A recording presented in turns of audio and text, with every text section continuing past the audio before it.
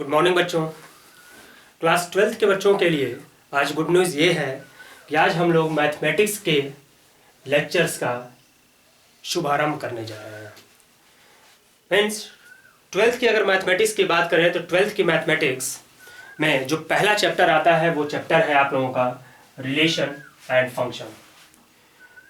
Relation function अगर आप chapter का नाम सुन रहे हैं तो इसको लेकर दिमाग में कई तरीके की चीज़ें आती होंगी कि ये टॉपिक आप लोग क्लास 11th में पढ़ चुके हैं।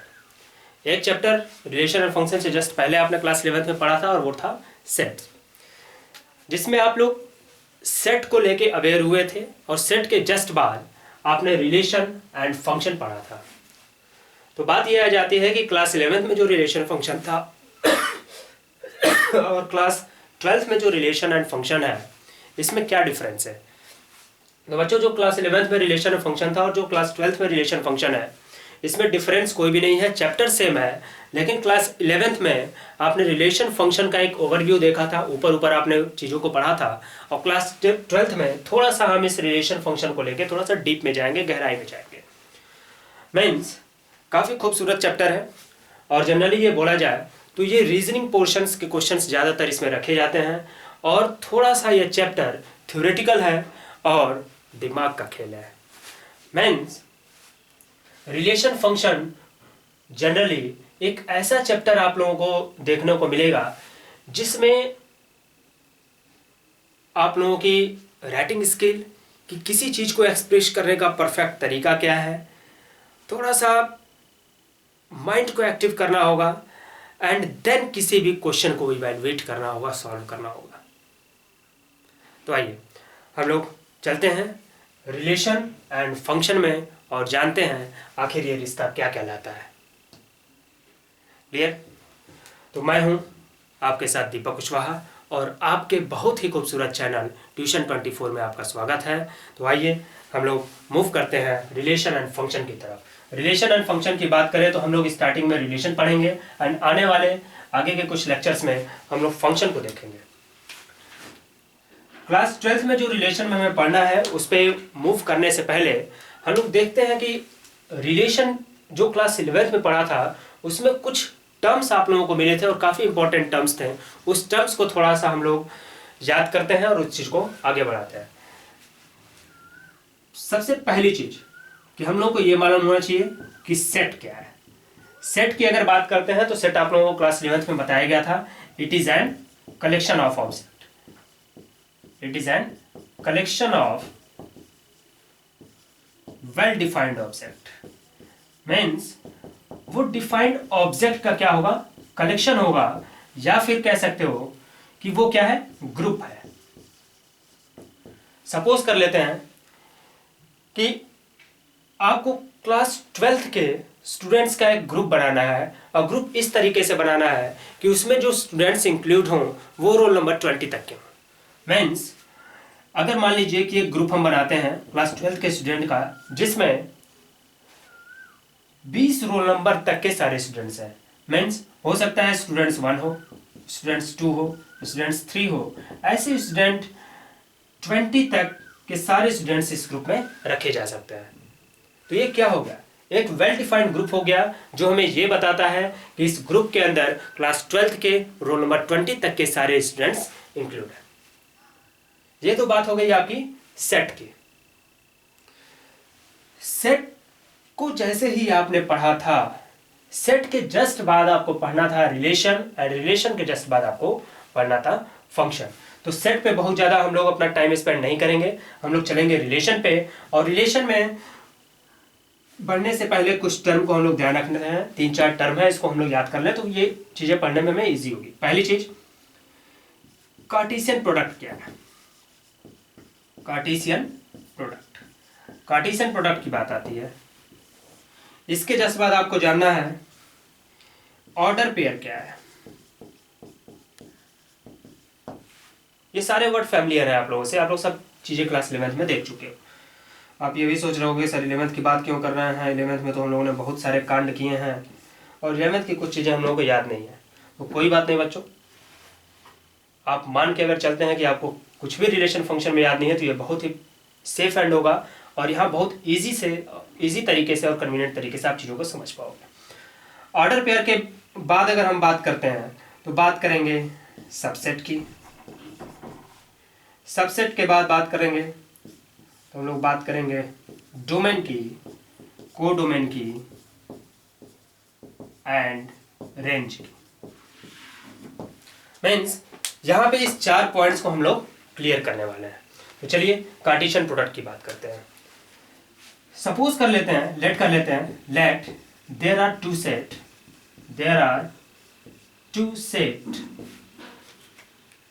A and B. मान लिया गया कि 2 सेट है हमारे पास ए एंड बी।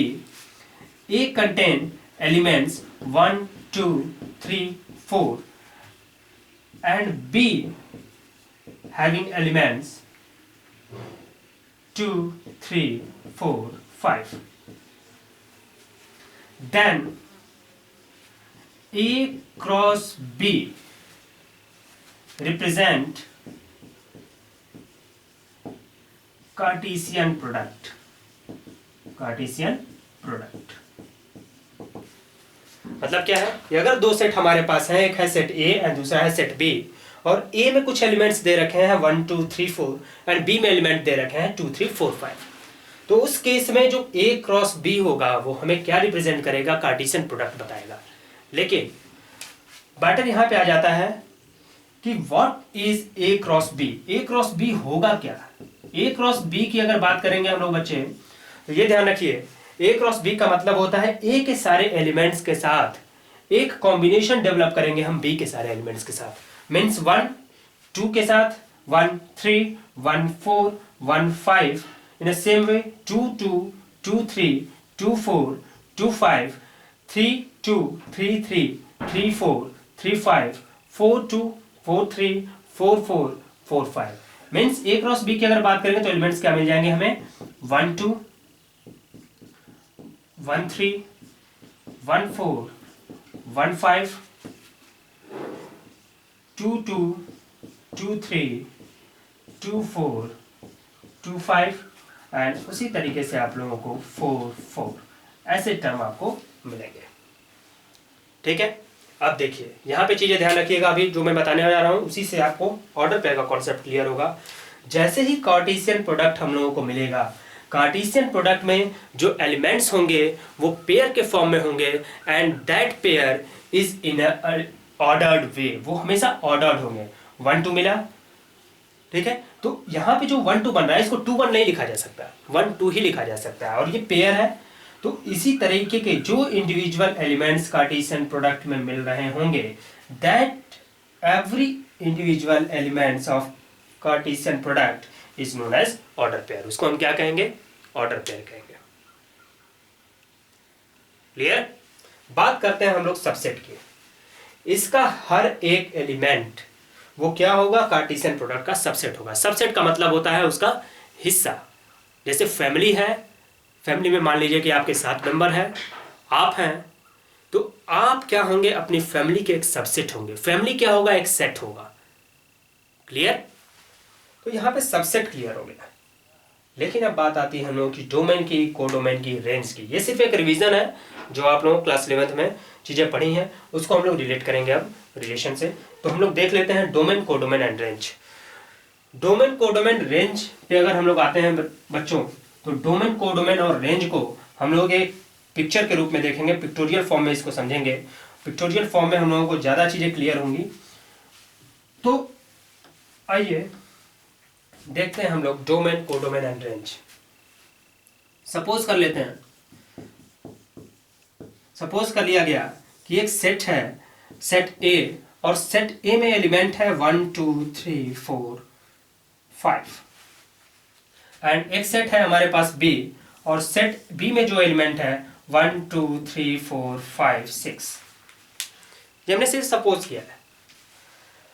अब ये भी डिफाइंड है कि 1 जो है 1 के साथ रिलेट कर रहा है, 2 जो है 1 के साथ रिलेट कर रहा है, 3 2 के साथ रिलेट कर रहा है, 4 3 के साथ रिलेट कर रहा है, 4 4 के साथ रिलेट कर रहा है, 5 5 के साथ रिलेट कर रहा है। ये चीज़ डिफाइंड है।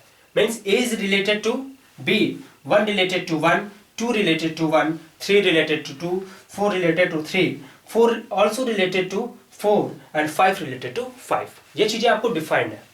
अब यहाँ पे पूछा जाए कि आप बताओ कि डोमेन क्या है. आपसे पूछा जाए कि आप बताओ कोडोमेन क्या है. एंड नेक्स्ट आपसे पूछा जाए कि tell me what is range of this relation. तो डोमेन में हमेशा याद रखोगे कि वो एलिमेंट्स होंगे सेट ए के, वो सारे एलिमेंट जो सेट बी के साथ रिलेशन में है. Means every element of set A which are in relation with element of set B is just known as domain. Means यहां पे क्या हो जाएगा, those element which of set A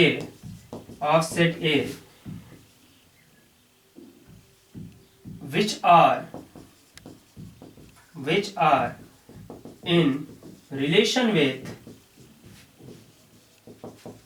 element of set B, वो क्या कहलाएगा, domain कहलाएगा.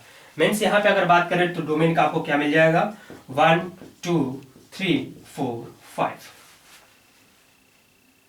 But codomain की अगर बात करें, कोडोमेन क्या है, कोडोमेन के लिए ध्यान रखोगे सेट बी की तरफ ओरिएंट करेंगे और सेट बी के सारे एलिमेंट कोडोमेन कहलाएंगे, चाहे वो रिलेशन में हो या ना हो. Means every element of set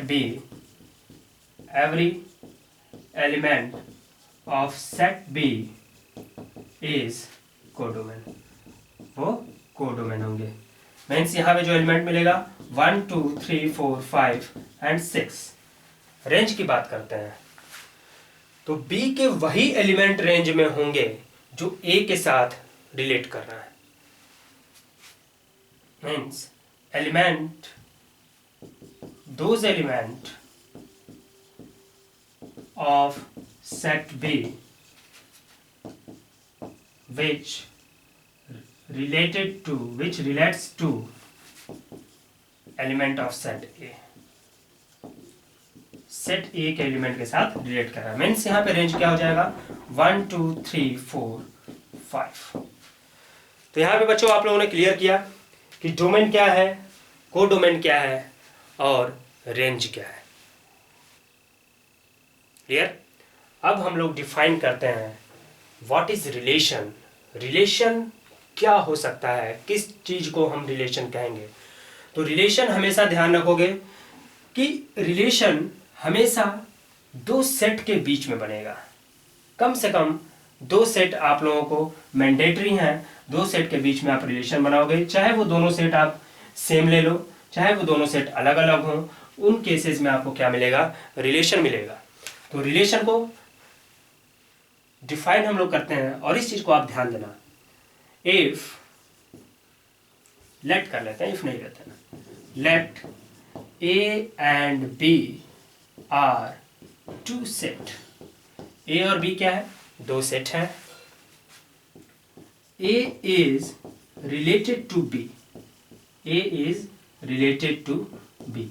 अब ये जो A is related to B लिखा है, इसको मैथमेटिक्स में शॉर्ट टर्म में लिखा जाएगा और इसको लिखा जाएगा A R B, A related to B. Then relation R is subset of A cross B. Subset की बात करें, सबसेट को इस तरीके से इंडिकेट करते हो. अब ये है डेफिनेशन रिलेशन की. रिलेशन है क्या कि अगर हमारे पास दो सेट दे रखे हैं A and B, A B के साथ रिलेट कर रहा है, तो उस केस में जो रिलेशन आर डिफाइंड होगा वो आर ए क्रॉस बी का क्या होगा, सबसेट होगा. मींस क्या बोला जा सकता है, R belongs to A cross B, और ये हो जाएगा रिलेशन. ठीक है. जैसे ही रिलेशन का डेफिनेशन यहां पे खत्म होता है, बात अब यहां पे आ जाती है कि रिलेशन के टाइप्स कितने हैं. Means type of relation. Type of relation अगर हम लोग पढ़ेंगे बच्चों, तो टाइप ऑफ रिलेशन में हम लोग दो कैटेगरी पढ़ेंगे। पहली कैटेगरी में हम लोग 3 टाइप देखेंगे एंड सेकेंड कैटेगरी में भी हम लोग 3 टाइप देखेंगे। तो आइए स्टार्ट करते हैं टाइप ऑफ रिलेशन।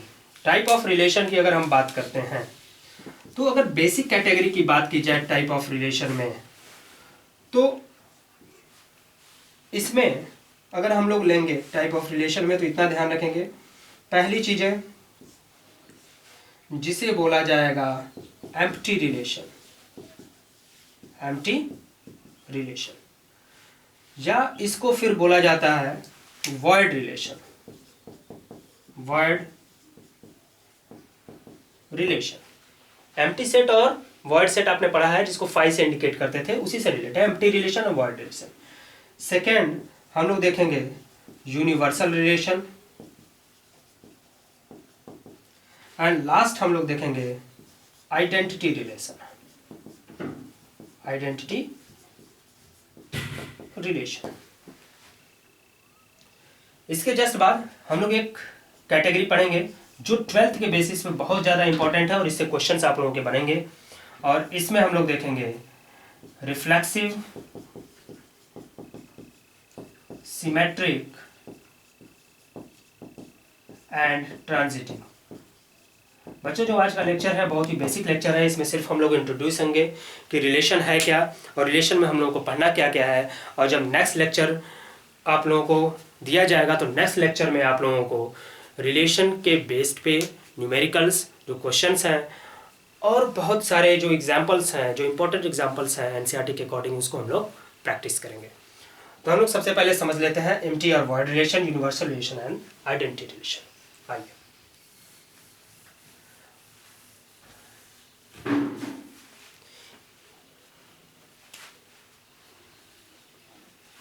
एक हम लोग एग्जाम्पल कंसीडर करते हैं और एग्जाम्पल के माध्यम से इसी को समझेंगे तो ज़्यादा क्लियर होगा। एग्जाम्पल ये है,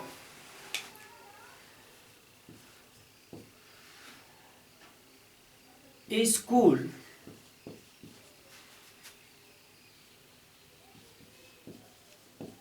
कंटेनिंग बॉयज ओनली। एक स्कूल है जिसमें सिर्फ क्या है, बच्चे हैं। मीन्स बच्चे तो होंगे ही, वो हैं क्या, वो लड़के हैं, ठीक है, उसमें गर्ल्स नहीं है। मीन्स वो स्कूल है क्या, बॉयज स्कूल है। तो उसको हमने सपोज कर लिया कि स्कूल है जिसमें सिर्फ बॉयज हैं, एंड ए रिलेशन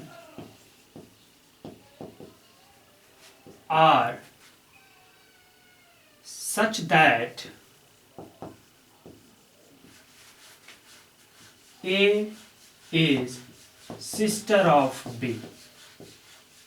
अब इस चीज को आप ध्यान दो, एक स्कूल है जिसमें सिर्फ बॉयज हैं और एक रिलेशन आर इस टाइप से बनाया जा रहा है कि ए जो है वो बी का सिस्टर है। तो इस चीज को थोड़ा सा ध्यान दो, अगर बॉयज स्कूल है उसमें गर्ल्स कोई नहीं है तो सिस्टर होने का कोई चांस नहीं है। मीन्स इस केस में जो ये रिलेशन बन रहा होगा, उस रिलेशन में क्या कोई एलिमेंट मिलेगा, नहीं मिलेगा। मीन्स वो एक एम्प्टी सेट आपको ऑब्टेंड हो रहा होगा। तो जब वो खाली है और जब हम कार्टेशियन प्रोडक्ट बना रहे होंगे, तो क्या कार्टेशियन प्रोडक्ट जो है और जो रिलेशन बन रहा होगा वो मिल रहा होगा। मीन्स फाई जनरली क्या होगा, phi is subset of A cross B, और यही रिप्रेजेंट करता है कि the relation is void relation और empty relation. Means empty relation का मतलब क्या हो गया, there is no any element of set A is related to set B. कोई भी एलिमेंट ऐसा नहीं होगा सेट ए का जो सेट बी के एलिमेंट के साथ रिलेट करे, and that type of relation is known as void relation और एम्प्टी रिलेशन। क्लियर। अब बात करते हैं यूनिवर्सल रिलेशन की। अब यहीं पे थोड़ा सा कंडीशन हम चेंज करते हैं, R such that the height difference of A and B is less than 3 metre. क्या बोला गया कि अब रिलेशन इस तरीके से है कि जो दो बच्चों के बीच का हाइट डिफरेंस है वो 3 मीटर से कम है। तो आप ये बताओ कि किसी भी स्कूल में किसी एक पर्टिकुलर क्लास में या पूरे स्कूल में ले लिया जाए तो दो बच्चों की हाइट की डिफरेंस आपको क्या मिलेगी? 6 इंच मिलेगी, 1 फीट मिलेगी, 2 फीट मिलेगी, 3 मीटर की हम बात नहीं कर सकते हैं। 3 मीटर नहीं मिलेगा। मतलब ये कंडीशन सेटिस्फाई हो रहा होगा कि 3 मीटर से हमेशा कम ही मिलेगा, ज़्यादा नहीं मिलेगा। मीन्स इस केस में सेट ए के सारे एलिमेंट सेट बी के साथ रिलेट कर रहे होंगे और उस केस में हमें ऐसा रिलेशन मिलेगा जो एक कंप्लीट रिलेशन को इंडिकेट करेगा और उसे हम क्या कहेंगे? यूनिवर्सल रिलेशन कहेंगे। Means every element of set A is related to set B, related to set B। और जहां ऐसी कंडीशन होगी वहां रिलेशन क्या हो जाएगा? Universal relation. अब आ जाते हैं हम लोग आइडेंटिटी रिलेशन पे। आइडेंटिटी रिलेशन पे बहुत ज़्यादा हम लोग को बात करने की जरूरत नहीं है। आइडेंटिटी रिलेशन का मतलब हो गया कि अगर कोई भी एलिमेंट खुद के साथ रिलेट कर रहा है तो वो रिलेशन क्या कहलाएगा? आइडेंटिटी रिलेशन कहलाएगा। Means if every element related to itself is known as identity relation। तो यहाँ पे 3 चीजें आपको क्लियर हो गई: empty relation, word relation, universal relation and identity relation. Clear? अब आ जाते हैं हम लोग जो 12th के लिए आप लोगों का क्वेश्चंस बन के आपके सामने आएगा बोर्ड एग्जाम में, और उसकी तरफ मूव करते हैं। Reflexive, symmetric and transitive. और यही हम लोगों की आज की लास्ट टॉपिक होगी, रिफ्लेक्सिव, सिमेट्रिक एंड ट्रांजिटिव। तो इस तीनों वर्ड को पर्टिकुलरली आप लोगों को समझना जरूरी है। Reflexive, symmetric, transitive. Reflexive word अगर आप देख रहे होंगे, सिमेट्रिक देख रहे हैं, ट्रांजिटिव देख रहे हैं, तो कम से कम इन दोनों वर्ड को पहले क्लियर कर लिया जाए। Transitive by a particular definitions we try to define that. हम लोग पर्टिकुलर डिफिनेशन से इस ट्रांजिटिव को डिफाइन करेंगे। रिफ्लेक्सिव की बात करते हैं तो रिफ्लेक्सिव जो वर्ड जनरली इंडिकेट कर रहा है वो क्या बता रहा है? रिफ्लेक्ट। मीन्स कहीं ना कहीं यहाँ पे मिरर इमेज की बात की जा रही है। और मिरर इमेज का मतलब हो गया कि अगर आप शीशे के सामने खड़े होते हो तो आपकी ही फोटो दिखेगी, किसी जानवर की फोटो नहीं दिखेगी। मीन्स वो खुद को ही रिफ्लेक्ट कर रहा होगा। तो रिफ्लेक्सिव रिलेशन ये इंडिकेट करता है if any element is related to itself,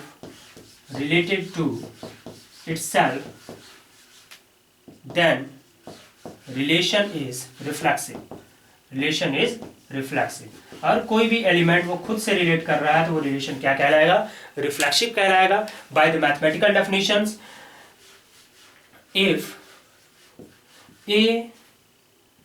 A belongs to R, then reflexive। ए क्या होगा? ये कोई सेट का एलिमेंट है, वो खुद के साथ रिलेट कर रहा है और ये जो ऑर्डर पेयर बन रहे हैं वो रिलेशन से बिलोंग कर रहे हैं, तो सेट क्या कहलाएगा? रिलेशन क्या कहलाएगा? रिफ्लेक्सिव कहलाएगा। अब आ जाते हैं सिमेट्रिक का। सिमेट्रिक वर्ड अगर देख रहे हैं तो इसका मतलब है सिमेट्री। सिमेट्रिक का मतलब क्या हो गया? सिमेट्रिकल डायग्राम आपने पढ़ा है, सिमेट्री पढ़ा है। ह्यूमन बीइंग क्या है? सिमेट्री है about vertical line. Vertical line के लाइन अलोंग क्या है? सिमेट्री है। मीन्स अगर उसको बीच से काट दिया जाए, काटा नहीं जा रहा है बच्चों, सिर्फ सपोज करो, और बीच से उसको काट दिया जाए तो आधा पोर्शन और आधा पोर्शन जो मिल रहा होगा दोनों सेम मिल रहे होंगे, सेम तरीके से। इसीलिए आप देखते हो कि जब भी मिरर के सामने खड़े होते हो तो उस केस में लैटरल इन्वर्जन आपको पता नहीं चलता है, क्योंकि इधर की भी चीज़ें हमारी सेम है और इस साइड की भी चीज़ें सेम है। तो सिमेट्री जस्ट उसी चीज़ को इंडिकेट कर रहा है। सिमेट्री हम कैसे डिफाइन करेंगे उस चीज़ को देखिए। If A1 A2 belongs to R, ये सिंबल बिलोंग टू का है, इसको 11th में आपने देखा है। A1 A2 belong to R and A2 A1 also belongs to R, then relation is symmetric. अगर A1 A2 R से बिलोंग कर रहा है, A2 A1 भी R से अगर बिलोंग कर रहा है, तो उस केस में रिलेशन जो होगा वो क्या कहलाएगा? सिमेट्रिक कहलाएगा। ये चीजें क्लियर होंगी। अभी एक एग्जांपल जब उठाएंगे तो ये सारी चीजें क्लियर हो जाएंगी, उसके लिए आप चिंता मत करिए। ट्रांजिटिव की बात करते हैं। ट्रांजिटिव का मतलब क्या है, इसके डेफिनेशन को ध्यान से आप देखना।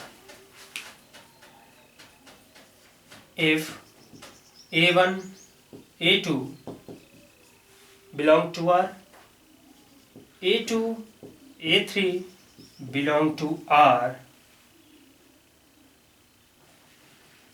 and then A1 A3 belong to R. A1 A2 R से बिलोंग करे, A2 A3 R से बिलोंग करे, तो उस केस में अगर A1 A3 R से बिलोंग कर रहा है, then relation is said to be transitive. तो उस केस में क्या कहेंगे? रिलेशन ट्रांजिटिव होगा। And where there all these three conditions are satisfied, then a new name of relation is introduced and this is known as equivalence relation. Equivalence relation. और question आप लोगों को इस तरह मिलेगा कि प्रूव करो कि जो रिलेशन दिया गया है वो इक्विवेलेंस रिलेशन है, या ऐसे क्वेश्चन मिल सकता है कि prove that the following relation is reflexive, symmetric but not transitive. ऐसे बहुत सारे डिफरेंट कैटेगरी आप लोगों को क्वेश्चंस की मिलेगी। तो चलिए हम लोग एक एग्जांपल देखते हैं और फिर आज के लेक्चर को क्लोज करते हैं। कल से हम लोग इस पे और एनर्जी के साथ और मेहनत के साथ हम लोग इस चीज़ को स्टार्ट करेंगे। जो रिलेशन और फंक्शन को आप लोग धीरे धीरे उसके नज़दीक पहुंचते जाओगे और कॉन्सेप्ट क्लियर होता जाएगा। एग्जांपल लेते हैं। सपोज कर लिया गया, suppose A set of all parallel lines, parallel line, ये पैरेलल लिखा गया है। सपोज कर लिया कि एक सेट है जिसमें जो पैरेलल लाइन का सेट है ए। सपोज कर लिया कि L1 फर्स्ट लाइन है, L2 सेकेंड लाइन है, L3 थर्ड लाइन है, L4 फोर्थ लाइन है, ऐसे ही L12 12 लाइन हमने मान लिया। 3 लाइन को जनरली ले लेते हैं, L1 L2 L3 parallel lines है, L1 L2 L3। तो आप ये बताओ कि क्या कोई भी लाइन खुद के पैरेलल नहीं होती है? ऑफ कोर्स होती है। Means every line is parallel to itself. तो आप देख रहे हो कि L1 is related to L1, means यहाँ पे क्या मिल रहा होगा? L1 is related to L1, that means L1 belongs to R। तो इस केस में क्या हो जाएगा? रिफ्लेक्सिव हो जाएगा। अब मुझे बताओ, L1 L2 के पैरेलल है तो क्या L2 L1 के पैरेलल नहीं होगा? ऑफ कोर्स होगा। मीन्स यहाँ पे भी टर्म है L1 L2 belongs to R, L2 L1 belongs to R। तो इस केस में क्या हो जाएगा? सिमेट्रिक हो जाएगा। एंड उसी तरीके से अगर L1 L2 के पैरेलल है, L2 L3 के पैरेलल है, तो ऑफ कोर्स ये चीज़ें फिक्स हैं कि L1 L3 के पैरेलल होगा। मीन्स ये रिलेशन आपका एक्चुअल में क्या हो जाएगा? ट्रांजिटिव भी हो जाएगा। और ट्रांजिटिव होते ही ये रिलेशन तीनों कैटेगरी को सेटिस्फाई कर रहा है। तो इस केस में इस रिलेशन को हम क्या कह सकते हैं? The following relation is equivalence relation. अब ये तीनों सेटिस्फाई है तो रिलेशन क्या हो जाएगा? Equivalence relation. क्लियर बच्चों? तो ठीक है, मैं ऐसा करता हूं कि ये लेक्चर आप